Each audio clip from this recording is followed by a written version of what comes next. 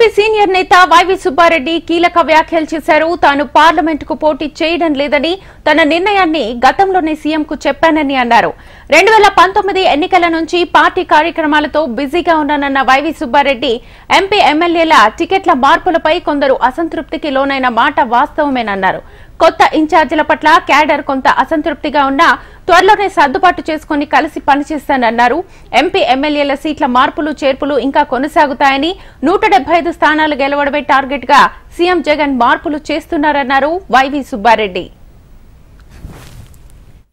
నేను చేయనని పలు దఫాలుగా సీఎం గారికి చెప్పడం జరిగింది. ఎందుకంటే చేసేవాడిని అయితే 2019 నుంచి కూడా చేస్తుంటే కంటిన్యూ అయ్యేవాడిని.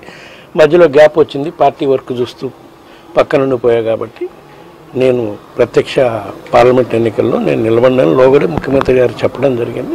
తర్వాత ముఖ్యమంత్రి గారు ఏ నిర్ణయం తీసుకున్నా కూడా చిరసాహిస్తాను. ఇప్పటివరకు మార్పులు చేర్పులు జరిగినాయి కదా, ఇంకేమన్నా 1-2 ఉంటే ఉండొచ్చు అంతే. పార్లమెంటు ఇంకా ఏదన్నా 1-2 అసెంబ్లీలు ఉన్నాయి. అవి కూడా బహుశా రేపు రాబోయే లిస్టులో పండుగ తర్వాత ఒక లిస్ట్ రాబోతుంది, దాంట్లో అవి కూడా వచ్చేస్తాయి. మనం కొత్తగా శివరామ గారు కాంగ్రెస్ పార్టీలో యాక్టివ్గా అయినా కాకపోయినా మనం కొత్తగా ఆమె దృష్టిలో పెట్టుకుని మార్పులు చేర్పులు చేసే ప్రక్రియ ఏం లేదు. అరే ప్రతి పార్టీలో ఉంటాయమ్మా, సీటు ఆనవాళ్ళు బాధపడటం అనేది సహజం.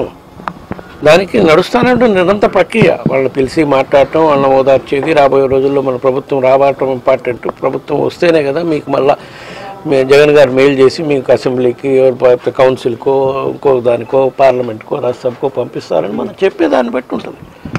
ఈ దేశంలోనే మొట్టమొదటిసారిగా బీసీలకు అత్యున్నత ప్రాధాన్యత ఇచ్చి, బీసీలకే కాదు బీసీలకి, ఎస్సీలకి, గిరిజనులకి, మైనార్టీస్కి అత్యున్నత ప్రాధాన్యత ఇచ్చి రాజకీయ పదవుల్లో కానివ్వండి, సీట్ల విషయంలో కానివ్వండి, వాళ్ళ కుటుంబాల్లో మేలు చేసే కార్యక్రమం కానివ్వండి, అత్యధిక శాతం బీసీలకి